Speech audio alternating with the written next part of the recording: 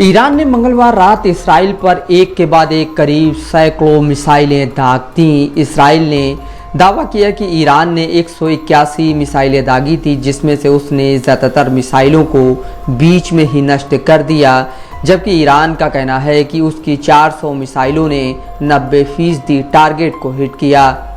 Israel के प्रधानमंत्री Binyamin Netanyahu ने कहा है कि ईरान ने बड़ी गलती की है और इसकी भारी कीमत चुकानी होगी। वहीं ईरान ने कहा है कि इसराइल अगर फिर से कुछ नई चाल चलता है तो उसका जवाब दिया जाएगा। दोनों मुल्कों के बीच का टकराव वहां के मीडिया में भी साफ दिख रहा है। इसराइल के प्रमुख अखबार टाइम्स ऑफ इसराइल ने लिखा है कि मंगलवार की रात करीब 1 करोड़ लोगों को बॉम्ब शेल्टर में जाना पड़ा। टाइम्स ऑफ इसराइल ने लिखा है, ईरान का हमला लगभग नाकाम रहा और हमले के तुरंत बाद इसराइल के प्रधानमंत्री बिन्यामिन नेतन्याहू ने कहा कि ईरान ने बड़ी गलती कर दी है और उसे इसका खामियाजा भुगतना होगा। मिसाइल हमले के धमाकों की गूंज पूरे इसराइल में थी, यरूशलेम से लेकर जॉर्डन वैली तक। इसराइल के एक अन्य प्रमुख अखबार द यरूशलेम पोस्ट ने ईरान के मिसाइल हमलों की खबर को विस्तार से छापा है। अखबार के मुताबिक ईरान के सर्वोच्च नेता आयतुल्लाह अली खामनेई ने हिब्रू यानी इस्राएली ज़ुबान में इसराइल को धमकाया है।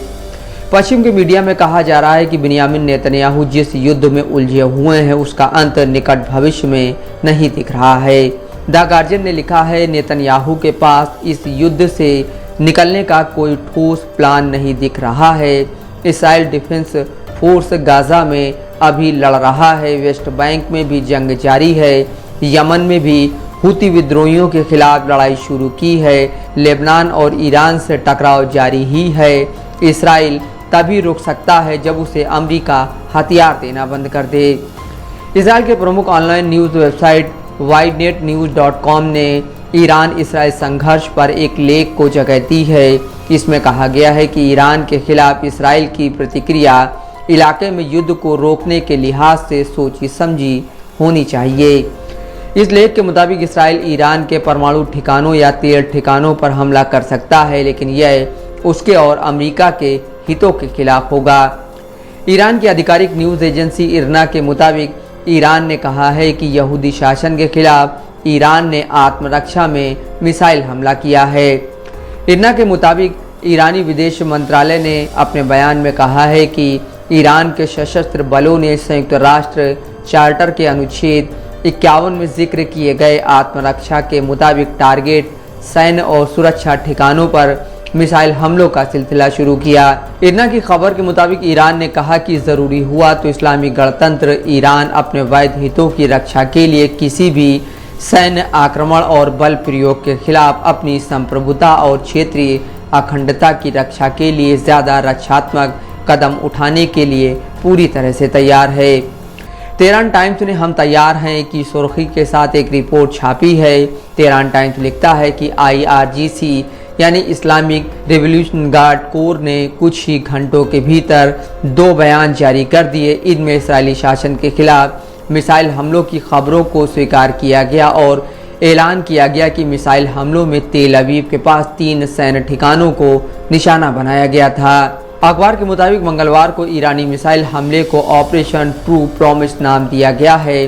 तेहरान टाइम्स की एक अन्य खबर में कहा गया है कि ईरान ने अब तक इसराइल पर 400 बैलिस्टिक मिसाइलें दागी हैं। ये मिसाइलें इस्फहान, तबरीज़, खोरमाबाद, करज और अराक में दागी गई हैं। IRGC ने एक बयान में कहा कि इसराइल के खिलाफ जवाबी कार्रवाई का निर्णय ईरान की सर्वोच्च राष्ट्रीय सुरक्षा परिषद द्वारा लिया गया और 2 महीने के संयम के बाद यह फैसला लिया गया। तेहरान टाइम्स में लिखा है, इस्राएली कब्जे वाले ठिकानों पर हुए ईरान के मिसाइल हमलों के बारे में ईरानी रक्षा मंत्री ब्रिगेडियर जनरल अजीज नासिरजादे ने बताया है कि इस ऑपरेशन की योजना सावधानी पूर्वक बनाई गई थी। यह सैन्य मकसद से किया गया ऑपरेशन था जिसकी अंतर्राष्ट्रीय वैधता थी और यह पूरी तरह से सफल रहा है। उन्होंने कहा कि यह हमला ईरान के मिसाइल अभियानों का केवल पहला वेव था। हमने अभी तक अपनी ज़्यादातर उन्नत मिसाइल क्षमताओं को तैनात नहीं किया है। अगर यहूदी शासन या उसके समर्थक इस क्षेत्र को युद्ध में घसीटना चाहते हैं तो हम निश्चित तौर पर आगे ज़्यादा ताकत से जवाब देंगे। Mohammad Asim Siddiqui, Dastak live news.